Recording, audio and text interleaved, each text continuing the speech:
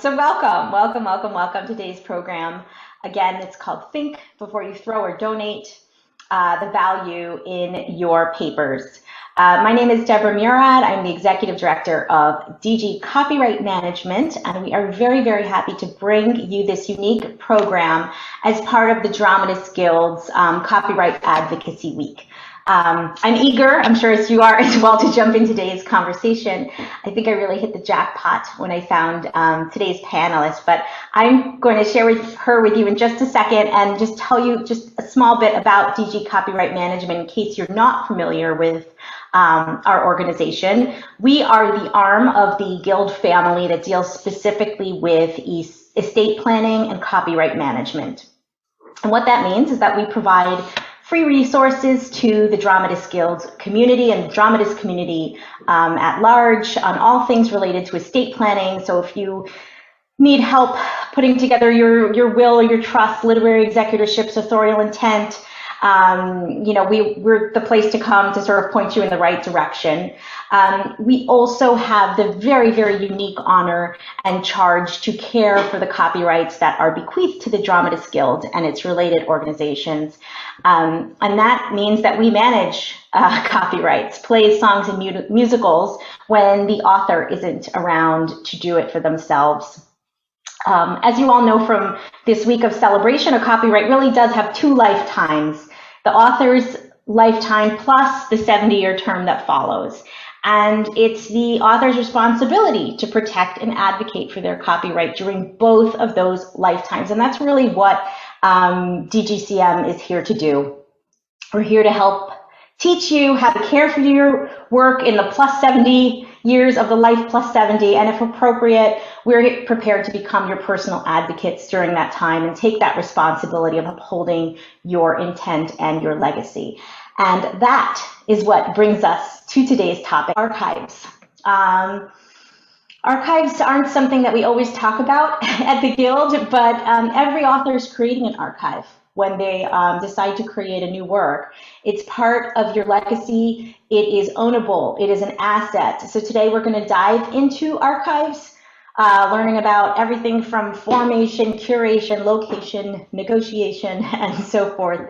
And that, of course, brings me to today's panelist, Lauren Miller Walsh. She is the chief archivist of the Glenn Horowitz bookseller and also the head of the New York City office. If you aren't familiar with Glenn Horowitz, they are an agent in the sale and placement of culturally significant archives to research institutions. So they have represented a vast number of authors, musicians, designers, photographers, Samuel Beckett, Tennessee Williams, T.S. Eliot, Bob Dylan, which is pretty cool, just to name a few. Lauren, as I mentioned, is the chief archivist. She's the head of the New York City office. She's an art and design specialist and personally represents a wide range of creative professionals in the placement of their archives at research institutions worldwide. She has been with the company for nearly 11 years, starting off running their galleries and curating the gallery spaces in New York and rising up. So she's truly done it all and had her hands, I think, in every aspect of this. You'll correct me if I'm wrong. So welcome, Lauren. Thank you for being here. Pleasure to be here. Really looking forward to this. So I'm going to just start generally with this concept. Something I just said. I said everyone has an archive if they're creating a copyright. Is true or not true? What is an archive exactly? Archive is really overall, it's kind of a loose term for a collection of, it can be of one type of material, say a collection of scripts or a collection of scores, or it can be kind of polyglot. It can be a mixture of different types of material. Scores, scripts, archives, correspondence, photographs, related ephemera. It's as wide open as you could possibly get in terms of in terms of what an archive is. Basically, it is a collection of material. And what we often deal with in archives is archives that document somebody's working life and career. And is the archive something that is curated, something that is sort of comes organically, or is it something I'm going to curate? I'm going to start to think about that and put the archive together. It can be both things. We've worked with archives that are diligently, organized with marked files, and others where someone opens the door to an office with stuff everywhere and says, "This is it." So it can, and there's a lot more in between that. So, but we deal with all of it. I see. And if as an author, so all of the folks on today, they're writers, so they're writing songs, they're writing musicals, plays. When should they start to think about archives as something that's a thing in their life? Ideally, as soon as they begin working. It's anyone who's an author, anyone who's a creator is going to be having process work as well as the finished work. So I think it's important to save that process work as not only a documentation of what the person has done and how they got from A to Z, but it also helps get you in the practice of saving things. I imagine having that material is also helpful just on the copyright side of things, to prove ownership, to prove creatorship and authorship. But I think it's really important to just kind of, for one's own personal career, to document that work also. So I guess that sort of leads to then what should somebody be keeping along the way? If this is something that you're going to start thinking about the minute you have an idea and you're starting to write, what's important in that process? Because I'm sure a lot of people are tossing little scribbles on napkins everywhere they go. So some of the more interesting things are on napkins. So I would these scribbles or doodles on napkins, I think, are well worth keeping, especially if it's related to a work that eventually gets published. You don't have to save your Chinese menus from what you ordered as you're working at 3 o'clock in the morning to reach a deadline. That's not important unless you've also scribbled on that. But it's really thinking about what went into the creating of my works. So if you wrote on a piece of paper or in a notebook ideas of a song or ideas of a book, I think that's important to hold on to, because it explores the genesis of how something came to be. So it's written, it's photographs, correspondence related to work, or even just your life, the people that you know in your life. Often, especially with correspondence, everyone in the guild has connections to lots of other people within their worlds, their respective worlds, and outside their respective worlds. So an archive can be not just a documentation of someone's career, but of their life and the circles in which they travel. So it's important to be thinking about that. And not everything needs to be saved. I mean, certain things that can be very personal does not necessarily have to be in an archive that will eventually be placed somewhere. But I think it's important to think about how you want to hold on to material that documents your career and your life. I guess it's sounding a little overwhelming then, because now I was thinking of it initially as, okay, script draft. So script draft 1, script draft 2. But now, if I'm thinking about letters and, correspondence that I may have had that might be of interest later on, is there sort of a way to categorize that so that I'm, storing it in the proper way? Is there like a best practice to archive curation? And I'm sorry, the last thing I wanted to do was make any of that seem overwhelming. I overwhelm easy. I'm just trying to think, how do you go about that? You've got emails, you've got letters, you might have things from your family, keepsakes, whatever you might have. What's the best sort of practice?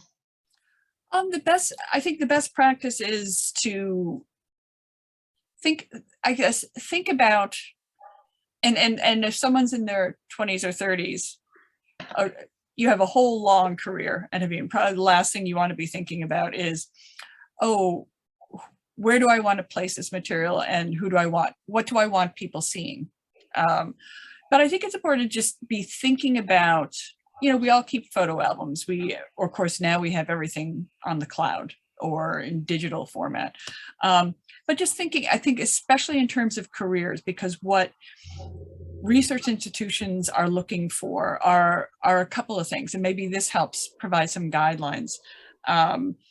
one of the things that they're quite interested in is an archive, is it research? Is it valuable for researchers? So in that case, researchers are looking for information about the person, information about their works, about process. Process, I think, is really important because it shows how a work evolved over time.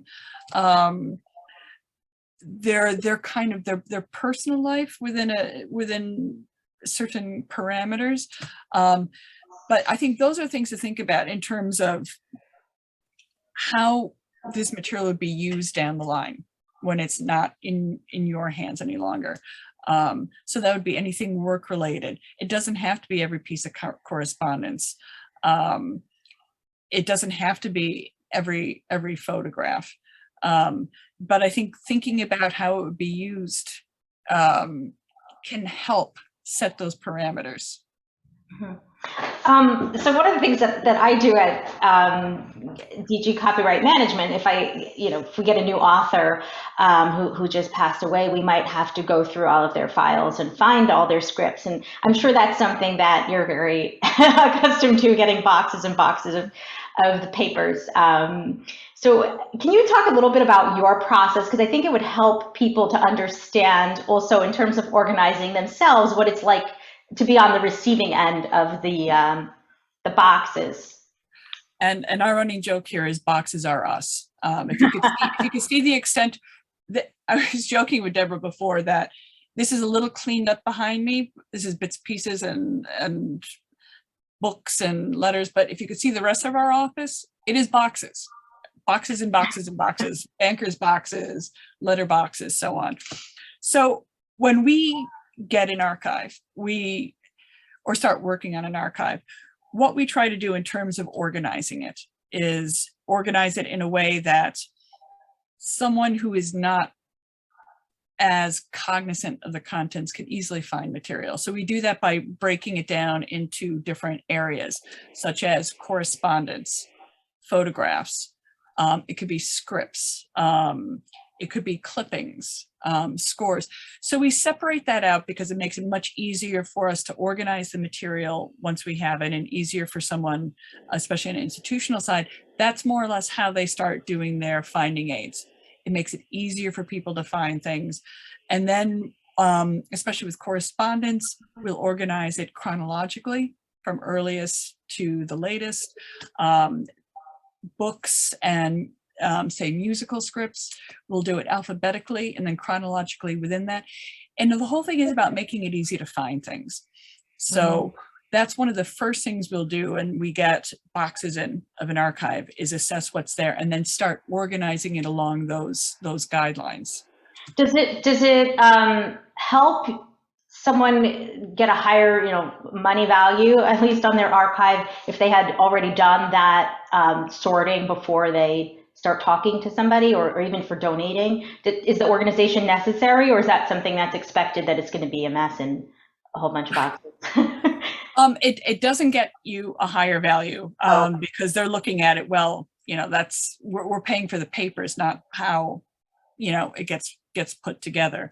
And that's part of our job is, while it's great to walk in and find something tremendously organized, it's not our expectation for what somebody is doing necessarily. They have a career, they're doing other things. We don't necessarily expect them to organize everything as to how we do it. That's our job. But it is helpful to kind of, everyone has their own personal way of organizing things. So until we take possession of it, you all need to be able to find your stuff and use it. So whatever system you generate so you can use your material while you have it is what you should do. We'll take it on the other hand and organize it in a way that a research institution will. But in the meantime, what everyone with paper should be doing is organize it how they need to be able to, because they're the ones using it now. And so, but I think overall, that can be a really helpful way for anyone organizing their paper so that they can use it as a way to help them find things also, by making those categories. So let's say we got everything organized. I'm assuming that the first step when you start to think about, donating or selling an archive, is to figure out what it's worth, to try to value it a little bit. Is that correct? Would it be at this juncture when you're starting to think about it that you want that valuation in hand, or you talk? Yeah, generally we can't give a valuation until we've actually worked with the material and kind of gotten an idea of what's there, either through just making a quick inventory of it or doing the full-on cataloging. But for either donation or sale, there is a valuation that has to happen, because it does come down to money one way or the other. And That's what you obviously want to do that before you start talking to anyone, right? Ideally, Yeah. that's a good idea. I know that sometimes when we're working on something, especially and we talk with our clients, we outline the process, and we'll say that what we try to do is we'll give some ideas of where we think it could be placed. And with their permission, we might reach out before an evaluation has been done and say, listen, we have so-and-so's papers. Is this something you might be interested in? And what they usually respond with, when you're done inventorying it, let us know and give us what a purchase value might be.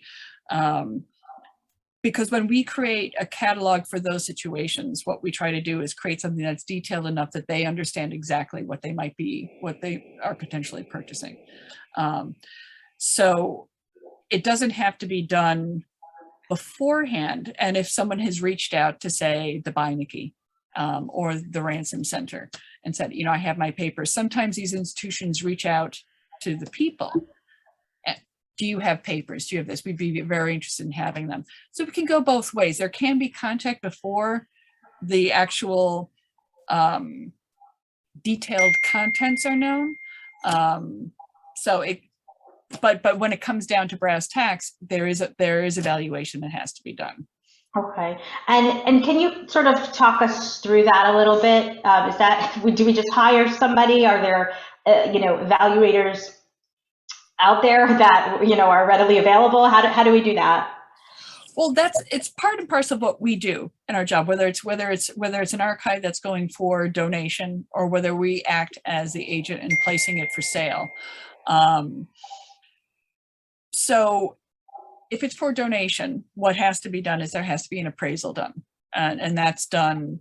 That can be done by us. It can be done. There are all kinds of registered appraisers who specialize in this type of material. And so, I'm sorry, registered. What does that mean? I mean, who's or certified appraisers who can sit there and go through the papers and assess a value on it. Okay. If it's being donated, that has to be done, and it's paid for by the person or the entity donating the papers. It's not done by the institution. And that's necessary because that paperwork has to be filed with the IRS. And so there are people, including us, who will do that work and come up with a number and do all the requisite paperwork that's involved with that. When it's for sale, when we're acting as an agent for a sale, that's something that we work with clients to say, this is what we feel we could reasonably sell it for in this market at this time. And we discuss a number with them and say, this is what we can do at this institution. We think this is how we can sell this for. And that can change over time also, depending on, like, the last 2 years have been not a great time for the sale of archives because so many institutions have been closed. So that has changed the paradigm of how things are purchased. But when it's for sale, we come up with a number, and it might not be the same number exactly as a donation number, because you're playing with people's budgets at that point in time. So often an institution will come back and say, we can't do that, but we can do this. But then it seems to me that there is an ideal time, right? There's an ideal time to sell. So it depends sort of on the market and on where you are in your career. It can be, but can also depend on the institution itself, because not all institutions have the same budgets. And so you're working with their budgets at the same time. And I think one thing that we kind of pride ourselves on is that we've been in this for a long time. We've been dealing with archives since the 1990s. So we know the institutions, we know the curators, we kind of know what they're looking for and what holes they might be willing to fill or new areas that they're branching into. So that can have an effect also. Especially the last 4 to 5 years, there has been a great increase in terms of institutions looking for archives that are generated by women and people of color. And that is something that has changed pretty substantially. So that has a factor on it. There's so many different things that play into it. And so it's hard to pin down one. There's no really good time in particular. It's a matter of just finding the right, it's less about time than finding the right place. Got it. Okay. And what is that process? I know we talked before about, how you guys have a lot of comparables because you've been doing this for a while. So can you give us a little insight into what the process of appraising, is? How do you arrive at a number? When you're arriving at a number, whether it's for donation, let's talk about donation. One thing that we have to do in the paperwork is come up with comparables, because you need to show why you've assessed it at this value, and you need to be able to back it up, because this goes into the IRS. The IRS, if they're not convinced by what you've put in your paperwork, your appraisal document, they can flag it, and they can question the number. Thankfully, we have never been flagged. I've certainly never been flagged. But so you're looking for comparables. And sometimes that can come with, often public institutions have to post at their year end which archives they've acquired, what they've acquired, and what the prices are on them. We've dealt with so many different kinds of archives that we can go through our own records and say, this archive sold for this, and this archive sold for this, and this is comparable because of these reasons. It's this type of material. In the last couple of years, I did an appraisal for a famous author's set of golf clubs. So this gets the range of the different kinds of things that you deal with in terms of archives. This came out of this person's archive, and it was for insurance purposes. So I had to go through the records to see, are there any other famous sets of golf clubs that have gone to auction or have gone through private sales?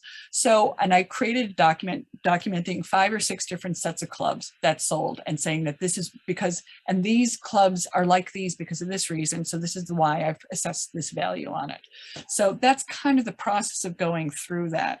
And it's a really important part of the process. It's why appraisals do cost money, because in the end, they save you money. In the end, you're able to donate something and not have it run into problems down the line. And about how much should someone expect to pay for an appraisal? That depends also, depends on the size of the archive itself, how much work has to go into it.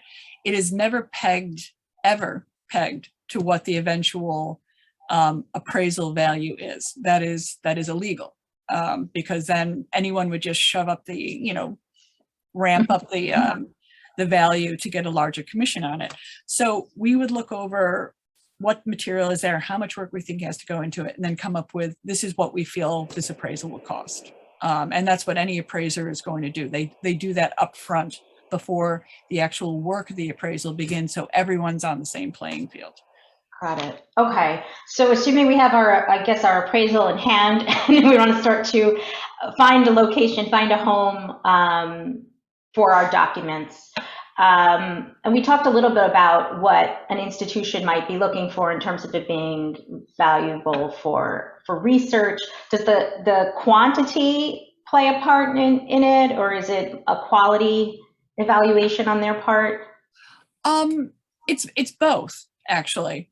And I feel I'm saying a lot of, oh yeah, these variables and this, and it's both, because it is kind of a very fluid world in terms of, because each archive is different. And so you're thinking about how these different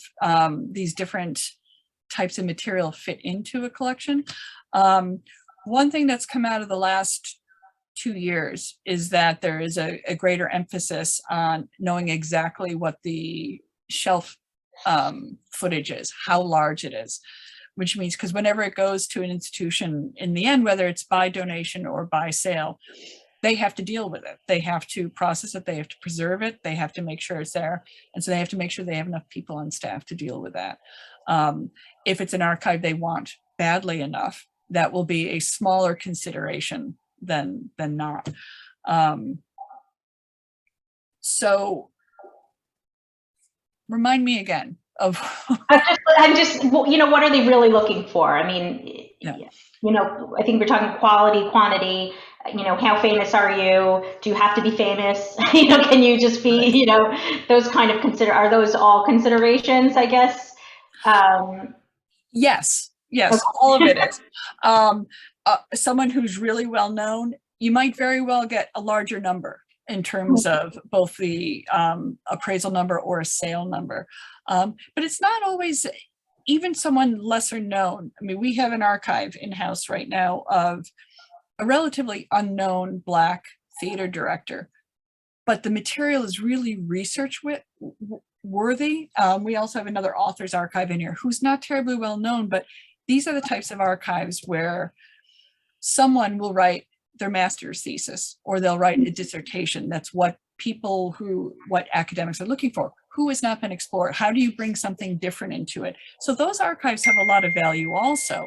Maybe not as much as intrinsic value, but they are the kinds of archives that that institutions look for because they provide previously unknown information. Somebody so was you don't asking, have to be famous. Got it. Somebody was asking that in the Q&A as well. You don't have to be famous. So this is relevant to everyone. Help me with the institutions. So all the institutions are looking for slightly different collections. Like they may have a different angle. I know about like the Ransom Center and Harvard and Yale, New York Public Library. Are there classifications of institutions? I find, tell me what does the landscape look like? Where should people be looking besides maybe the obvious ones that I just mentioned? It's pretty wide open. I think when we were talking last, we were talking about a major cartoonist archive that we're working with some other material they have, not his archive, because his archive has already been promised to a small college in Ohio, which has a very dedicated collection of cartoonist archives.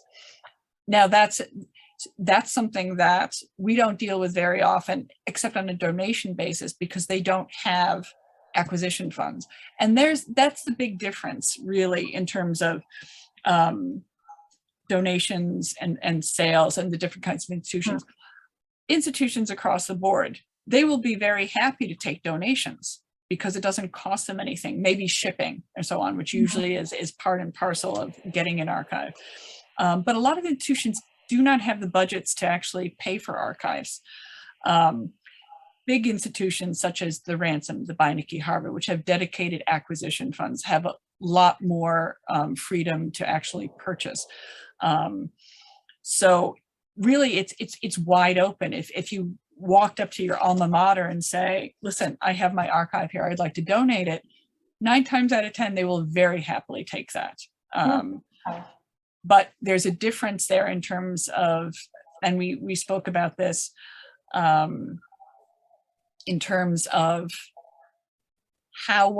what happens when someone donates as opposed to selling. And if it's your own work that you're donating as opposed to selling it, there are major tax implications. So maybe let's jump and talk about that, and I'll circle back to some of these other questions. Let's talk about, because there's a couple questions of this already. We all want money in our pocket. It seems to me like you could get the tax donation or you could get a sale. I don't know if those numbers, if it equalizes in the end, because you have to pay taxes on whatever you make anyway. But let's talk about taxes. You begin. You told me a great story about President Nixon. They say it all begins with President Nixon. Everything, right? Everything does. And this is very fitting. I was actually just down in Washington on a project earlier this week, And I went out for dinner one of the nights at Mitchell's in Georgetown, and I sat at the Richard Nixon booth. And I was saying to my dining companion, I said, oh, this is fitting because I know I'm talking about Richard Nixon later in the week. Apparently, he'd like to order the meatloaf at that booth. But meatloaf is not why we're going to talk about Richard Nixon today. Richard Nixon back in the 60s donated a set of his papers to, I can't forget, I can't remember which California institution, then took an extremely large tax donation on that. And it got flagged, and kind of an egregious amount off of his taxes. Subsequently, there was an uproar, and subsequently Congress passed a law that someone cannot donate their own papers in their lifetime and take a tax deduction. So you have this body of work that you've created that is your work. You can't donate it and take a tax deduction while you're alive. Your estate can, your heirs can, but you can't. You unfortunately have to be dead in order for to get a tax deduction off of it. And so it leaves a lot of creators with very little options to with their body of work. One of the reasons why Glenn started acting as an agent for archives was so creators who often are not wealthy, they've been pursuing a creative life their entire lives. They should be getting some financial remuneration for their lifetime of work. They should be alive and be able to enjoy that. So while an institution might come to you and ask for you to donate your papers, you get no benefit other than knowing that your papers are going to be at that institution and they're going to be preserved and people will be able to use it, but you get no financial benefit from that.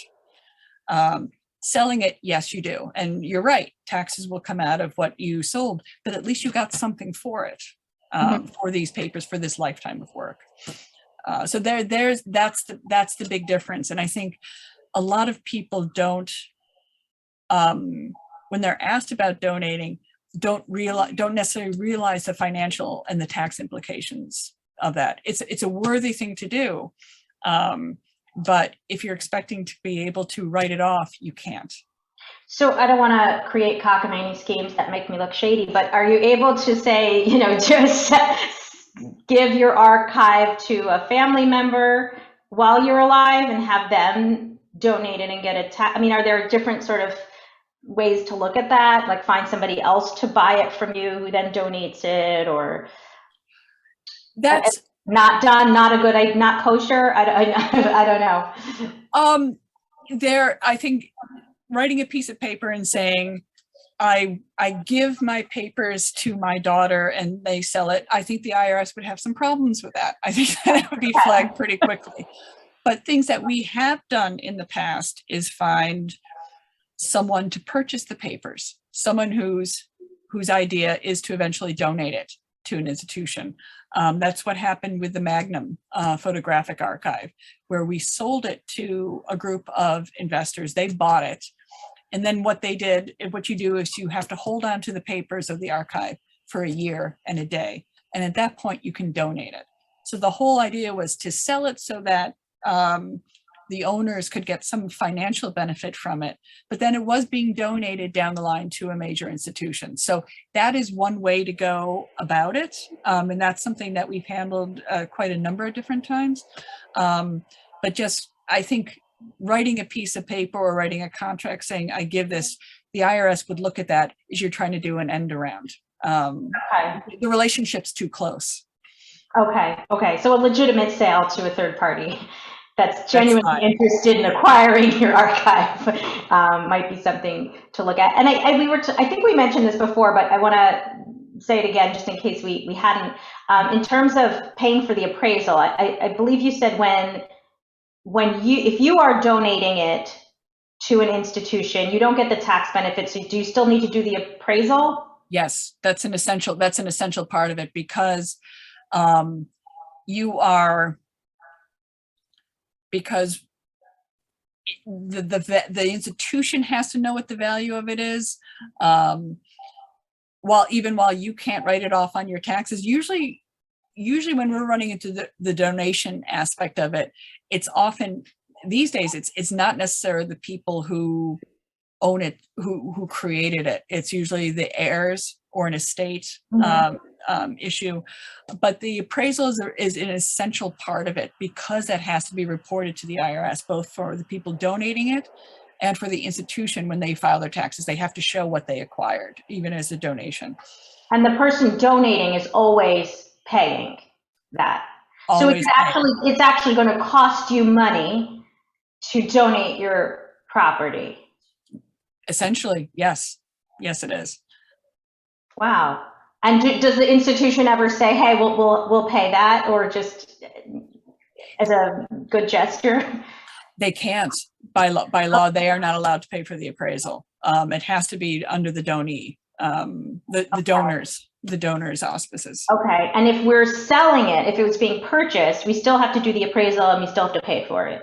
No, if you're selling it, there is no appraisal that's done. We do a valuation, and then that's part of the sale. That's where, when we do a sale, we take a commission on the sale,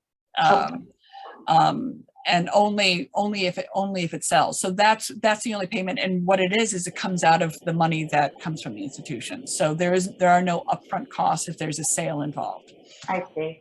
And are there I mean, we could talk about this in a minute too, if we could kind of walk through it maybe, but, are there a lot of forms that you have to fill out, selling versus donating? Is it different? If you're donating, there is a form called an IRS 8283, and that has to be filled out. It's 2 pages. And you're putting in the numbers, how the archive was acquired, what is acquired by. If you inherited it, we just say by descent. We actually fill that out for you. An appraiser does, and then we have to sign it. Whoever's donating it has to sign it, and the receiving institution has to sign it. And so everyone gets a copy of that for the IRS, and that gets turned in with taxes. Along with that is the appraisal document, which is a formal letter by us or another appraiser, explaining what it is, and it gives basically a catalog of what the material is. And then there's some additional paperwork in terms of how the value was arrived at, what the comparables are, all of that. All of that is on the donation side. If the archive is being sold and is being purchased by an institution, really we have a rep agreement that we send, which is 1 page. I think most of my fellow colleagues in the field have about the same thing. Mm-hmm. And then the only other paperwork would be a formal purchase agreement, which the institution usually generates and outlines what's being bought, what it's being bought for, any rights issues, who has access, if anything is being held back from public view for a certain period of time, being restricted.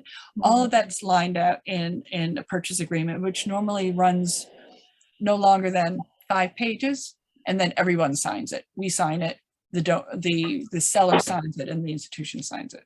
Are there any like big issues, like when you're looking at a purchase agreement, that usually pop out at you that people should be aware of? One thing that we always get asked about, and in fact, I was just talking about this with Glenn the other day, usually people still would like to have some access to the paper, and that's usually inherent in a purchase agreement. If it's not in there, I usually like to have that just stipulated, because it just peace of mind for everybody. The 2 big things that come up would be rights issues, which I know you're very familiar with. Mm-hmm.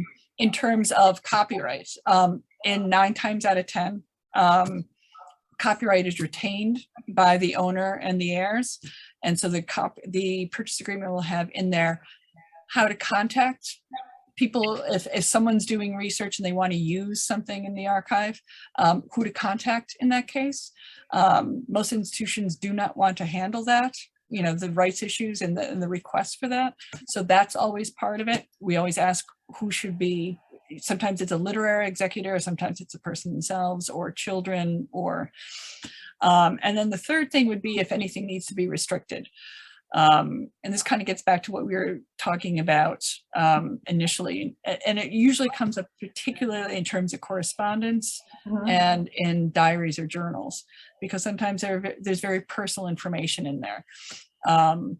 So if something like that is going in with an archive, sometimes there can be restrictions asked for that this is not shown to the public for maybe 5 years or 10 years, which is about the longest most institutions are willing to put on that. So that's in a purchase agreement, and it's specifically delineated which material that is going to happen to. And they should specifically say, since it's Copyright Advocacy Week, that they're retaining the copyright in that work. Absolutely. And that is specifically stated about the copyright. And we make sure that language is in the document. Okay, because I don't want anyone giving away we're working so hard this week to remind you to take care of your copyrights. I don't want anyone accidentally assigning them to the wrong institution. So I want to just circle back in terms of making that initial connection with an institution. Is it something where you need to have an intermediary? Can you simply call up an institution and actually speak to a human about this type of thing? Is it casual like that? How does it work exactly? Absolutely. I mean, you don't need someone like us to do that for you. You can reach out to curators and so on. You can reach out to the library, even if it's as a general info email or phone number. They will usually, especially if you're talking about donating papers, they will put you in contact with the right person. So you don't need an intermediary to do that. And then you don't need an intermediary necessarily on the financial side if you're selling them either. Most people find that helpful, dealing with the money and the negotiation side, but making initial outreach, you can do that yourselves. If that's what you want to do. I mean, because I think we all want them to pay us, right, for the archive. And you made a good point in saying that each institution's different. They all have different finances. I'm sure they all have different fiscal years where there might be more money versus not. Is that standardized at all? Is there a good time, way, or approach to asking for a payment in return for the archive? Sometimes the fiscal years are all over the board, and that's a good point to bring up, because that is true that sometimes it'll be some institutions we know exactly what their fiscal year is, so we know when to put it out. Say this is the start of their fiscal year. Let's get it in early. Let's get it in on their table ahead of time. Sometimes it's a calendar year. Sometimes so much it depends upon how many other projects are put before them. Generally, it's better to get it early in the door than not, so they can evaluate that better. Early meaning early in the year, or early in their fiscal year. In their fiscal year. Okay. But sometimes even if it's later in the year, they can say yes, we'll purchase this, but we can't pay it until our next fiscal year starts. And that might be a month away, it might be 2 months away. Depending on the size of the archive and how much money is involved, sometimes the payment will come in one chunk, but sometimes it's spaced out over, say, 2 years, sometimes maybe even 3 years, depending on the size and how the material is being transferred. So there's a lot of different ways to work on the money side of it. So even if you put it late in the year, they can still consider it, but put it to the next fiscal year. And is it always smart to, say, shop the archive around, or will you basically get the same price from different institutions? Again, it depends on their budget and how much money they have and whether they have a record of actually paying for archives. I saw someone, I think I told you this, not long after I started working here, I ran into someone I knew who worked at a library, and he was saying, we're just kind of catching up. And he said, so where are you these days? And I said, I work for Glenn Horowitz. And he said, oh. And I said, well, what does that mean? I said, that's kind of a loaded oh. And he said, well, he's made our lives very expensive, because prior to that, they were taking mainly donations. And now, creators are saying, you're going to have to pay. We would like it to be here, but you need to pay for it. But even as he said that, he said, yeah, we will pay money for this, but each institution is different. And so it's a smaller, we find, not always, but generally much smaller archives, and often state institutions do not have the same kind of operating acquisitional budgets as, say, a larger private university. Okay, got you. I'll quote you, because one of the things you said, though, was that you should be paid for your life's work. And I thought that was really a nice way to look at it, too. So even if the process is more expensive, you know, it's also nice to be paid for your life's work. And that is very much your life's work. So I think you know, there's both ways to look at it, both of value. And I think, you know, the donation side as well, is its value to have that recorded, and for the author's own sense of well-being and knowing that the work was cared for regardless. So either way is fine, but there's definitely positives on one side. I had so many more questions, but I'm going to jump to some of the questions in the chat, because their questions are more important than mine.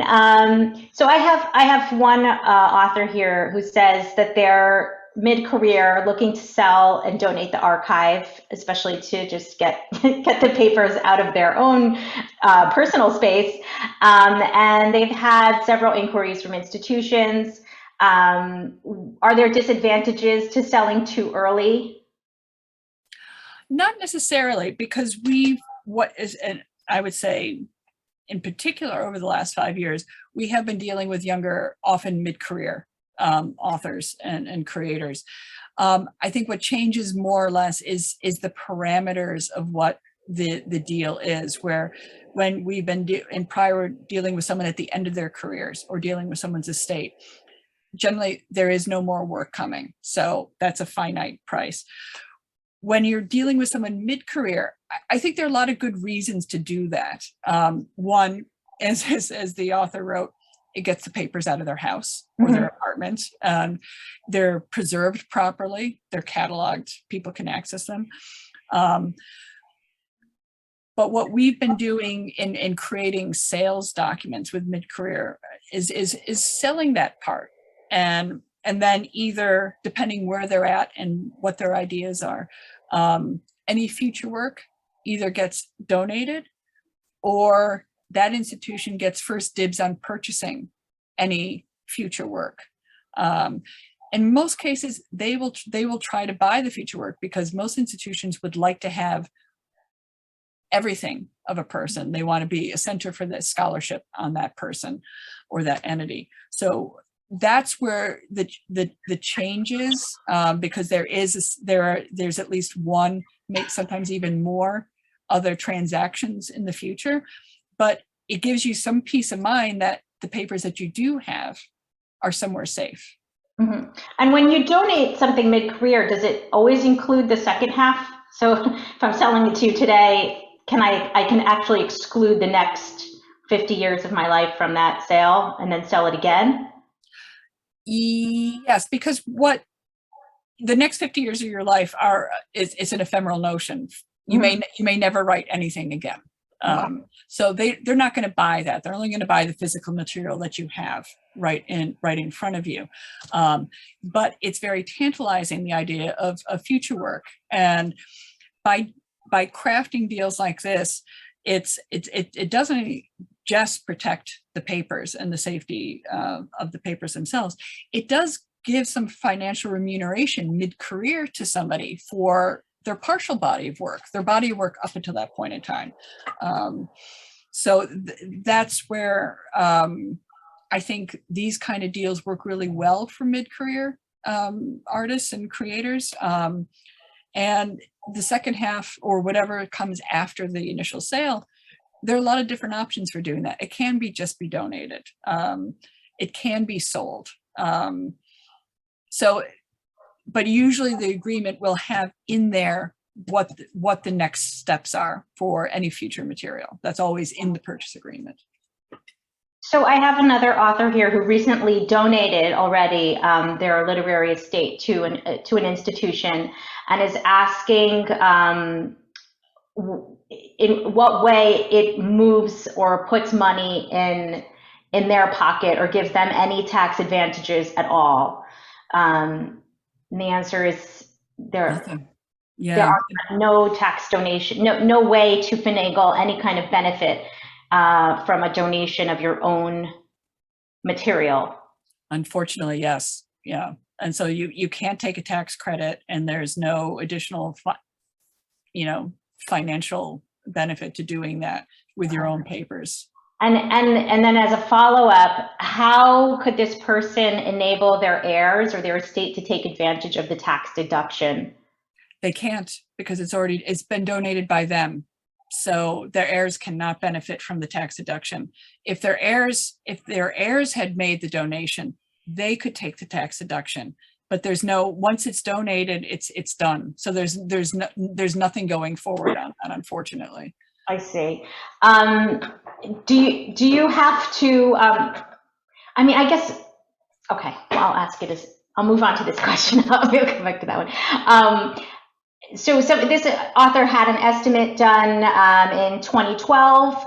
Does one need to update the evaluation? Is that a thing? Is that Yes. possible? Okay. Yes, for donation, when you file the 8283 with the IRS, the appraisal has to be done within 6 months of the donation. So one back in 2012 cannot be used. You can use it as the basis for the new appraisal, but a new appraisal must be done that reflects the time in which the material was donated. Is that like a 5-year thing? Is there a? It has to be done within 6 months. Within 6. Okay. Yeah. So once the appraisal, once the donation's there, a new appraisal needs to be done. Again, it could be based on the old one. Any new material can be added in, but the appraisal has to be dated within 6 months of the donations. That way, it shows it's the most current value for it at the time of the when it was given. Okay. Can you make stipulations of places you donate to sell to, for example, that they can scan the letters and scripts or make materials available to the public? Well, as soon as you either give or sell your papers to an institution, they won't take it if they will not purchase it or donate unless they can make it, available to researchers and the public. Otherwise, why would they hold on to them? They are research institutions. So what you can do, if there are certain, sensitive items in there, you can put limited restrictions on it, but only on small sections or small individual pieces, and not for no more than 10 years, because their mission is to make the material available publicly. So if someone's not comfortable with the material being used in a public sense by anyone, really, you need to think, that's something that you need to think about, that once it's there, it's not being held in a safe. It's there for people to use. Okay.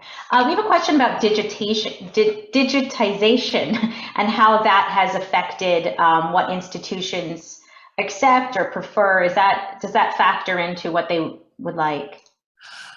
That's digitization, and I have trouble saying it all the time. That was a miracle that I just got that out of my mouth. It's become a big thing. And again, I keep referring to the last 2 years, but the last 2 years changed a lot of people's thinking. And on digitization in particular, it made institutions speed up. In some sense, they were able to catch up on a lot of backlog because no one was coming in. The institutions were closed, but the staff were working. So, but it really kind of honed in on the idea that, how do we make our material accessible if people can't get here? And that's always been a case. Most of us would love to be able to do work and go sit at the Beinecke and do work. It's not always possible, either for finances or just work commitments or whatever, to actually go to an institution. Digitization allows people to access the collections without necessarily being there. So that's something that has come up quite a lot, came up before the pandemic, and has become an enduring question since then. How much of material is digitized? How much is born digital, which a lot of material is now? And how can they use that? And it will factor into a purchase price, because then it's how much does the institution have to pay to digitize this material? how much do we have to do to process that? And if the material's already been digitized, does this fit into our standards? So there's a lot of play with digitization. Sometimes if some of it's already digitized, it can actually, we can ask for more because saying, you don't have to pay to do this, it's already done. But we don't always recommend somebody to go out and immediately digitize because they may not get enough of benefit, financial benefit by doing that ahead of time. And sometimes it's best left to the institutions to do that. And the institution will take the paper and the digital copy, you know, what they'll take everything, right? I mean, somebody was asking it, you know, will they take any form of it? If it's the same script, would they be handing over both versions if one's like a hard copy and one is, you know, on a U drive or a flash drive, something like that? Yeah, they'll do that. They're always happy to have a digital copy because even if it's not something they're posting online, it's something that sometimes material is really fragile and they don't want, an institution doesn't necessarily want everyone handling it because it can degrade. It can really degrade the material, especially if it's fragile. So having a good quality scan of it allows people to actually use it without necessarily handling the physical object. And again, so much stuff is born digital now in terms of drafts, scores, artwork, designs, and so on, that there's always now at least a good chunk of any archive goes forward, and most 8 times out of 10, there's a substantial amount of digital material. The benefit with a lot of institutions is because they're dealing with so many different types of digital material created in different years, in different formats, on different equipment.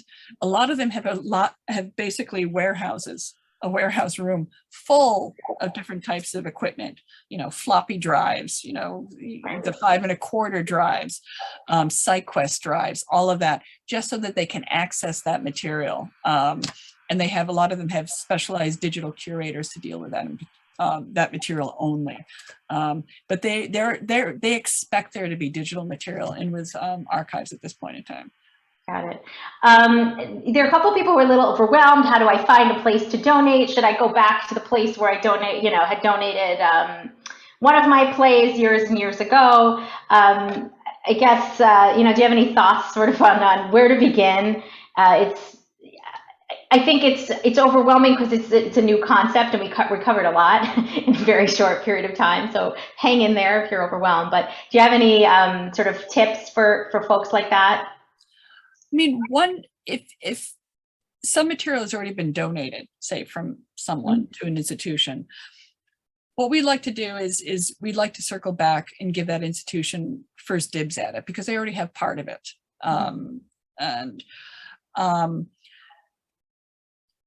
If you've already donated material before to someplace, it's kind of nice to go back, but sometimes there's an archive we're dealing with now where there are a lot of disparate parts to it, and it's all one person's archive, but there was especially one section of it that really had almost nothing to do with the rest of his body of work. And so that has been spun off into a separate, smaller archive because that fits into other institutions better than what the rest of his archive is. So that's something to think about too, is if you have some material that is kind of really different, but could pigeonhole in another institution's collection better and get more use there, I think that's fine to approach somebody else. But again, most institutions like to be able to have everything of somebody's work. So it's almost one-stop shopping for a researcher. I have a question about appraisals. They're asking if you need an appraisal for an archive that is donated in a will or trust. Yes. How does that work exactly? Because you're writing that, who's paying for that then? The estate? So if you put that in your will that something's getting donated somewhere.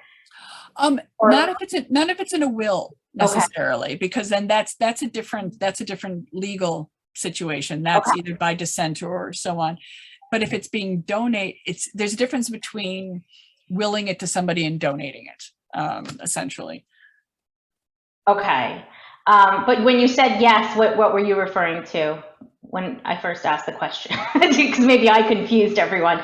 They were asking if you need to get the appraisal if you're donating it in a will or a trust. And the answer is it's a legal question. Yes, because it's Okay. having inheriting something is different than getting it by a donation. It's not inheriting, putting something in a will is not necessarily a donation per se. It's a legal construct. It's possible that the archive could pass to that party without having done any kind of appraisal.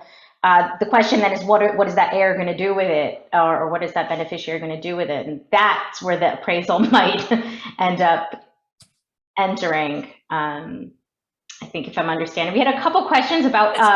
That's is that correct? That's exactly Okay. right. Yeah.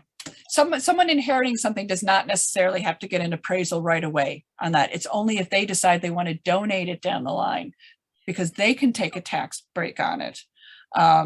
That's when you get an appraisal, but you don't have to do it if you inherit something. Okay, we have two questions about costs. So cost of appraisal, which I think we've kind of covered before, but we can hit on it again. What's the cost of the appraisal and the overall cost in cataloging material? So somebody's got material over 40 years of their life, they want to catalog it, organize it, just the cost involved in those two things. And I think we said it varied, but you tell us. If you could put a number to it, even better. Unfortunately, I can't put a number to Okay. it because each archive really is different, and it depends often on size, how much time it takes to do it, if we have to travel, or or an appraiser has to travel. But the big difference is that with an appraisal, if we do an appraisal, you pay for it out of pocket. And then you get the documentation. If we act as the agent of sale to sell the archive, there's nothing out of pocket ahead of time. We take our commission out of the payment once it's actually sold. So there's no money out of your pocket directly. I mean, in the end, we get paid for that. But even that, when we set a commission price for that, it's often using the same parameters as with an appraisal. How big is it? How much time is this going to take? Do we have to travel? Those kind of things. Gotcha. Just two little questions here. Somebody's asking, and we covered this a little bit as well, but what categories of papers are collections most interested? Early drafts, letters, what else? Correspondence is always really intriguing and important for institutions, because if you think about a correspondence, it's really meant for usually an audience of one. So they're often really, really interesting, and often people are talking about their lives. People are talking about what they're working on.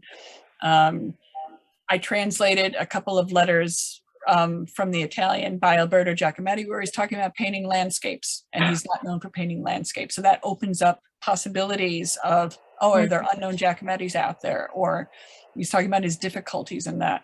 So that's where correspondence can be really valuable. And again, what institutions are looking for, can people research this? Is this going to be good material where people can use it going forward? Photographs are really interesting. Diaries and journals for the same way, because it gets into the interior of someone's mind and the work process. Early drafts are always really great, because a lot of times you want to see, how did you get from A to Z, and how did this evolve over time? So early drafts are really important. Gotcha. Last question of the day. Is there a way to clarify that the institution will not be able to discard or resell during a future time? So that can be put into a donation or a more or less a purchase agreement. It's a rare case where institutions and museums deaccession material, but we have had that put into purchase agreements that if a time comes, it cannot be sold either in their lifetime or within 50 years after the donation or the sale, that they have to have this material on hand. So that's basically a purchase agreement. There are certain elements in it, but otherwise it's an open playing field. There are lots of different things you can put into that, both to protect your interests, privacy, and the viability and the availability of one's papers. Great. And the last question I'm going to take, because somebody's asking if it's possible to designate the DG in your estate documents, and that's exactly what DGCM would help you with. So if you have questions about what the DG can do for you, please do contact us. You know, you can look at the dgcm.org or call the Guild office, and they'll connect you to me, and we'll chat some more. Lauren, thank you so much. I apologize, we went over time, but I think that there's so much here, and this was certainly my first sort of entry into this area, which I find fascinating, and I appreciate, and I hope this will be the first of many conversations we'll get to have with you over the years. I hope so too. And this was a real pleasure. I hope I didn't confuse the waters anymore. I hope I provided some good information so people can walk into this, either donating or selling their papers with some more information that is helpful to them. And if anyone wants to reach out to you directly or is interested in some of the services you offer, either the appraisal or actually taking on the sale of something or helping assess, how would they best do that? They can email us at info@glenhorowitz.com. I get it pops to my account, or they can email me directly, which is Lauren, Lauren @glenhorowitz.com, and that's Glenn with 2 N's. They can also go on our website and see some both past projects that we've done, other work we've in terms of archives, appraisals, books, so on. It's pretty informative, and that's at glenhorowitz.com. Awesome. Do you have a favorite archive you've worked on? There are a lot of them that are really great. We have a couple of wonderful ones in-house right now, but the one I can actually talk about was Leonore Feeney's archive, that I worked at in Paris, at her old atelier in the First Arrondissement. And she was someone who was one of the very few women allowed into the surrealist circles in the 1920s, 1930s. She knew everyone, so her correspondence was fascinating. She lived a really interesting life. And it was a real pleasure to work on the papers and to actually place them at the Beinecke. You got to hang out in Europe while you worked? That was not bad. That was a nice bonus. Well, thank you again so much. We will be in touch soon. And if anyone needs to reach Lauren and has forgotten her email, you can always reach out to me and I will happily connect the two of you. It was a pleasure to be here. Thank you so much. We will speak soon. Thank you everyone for joining us.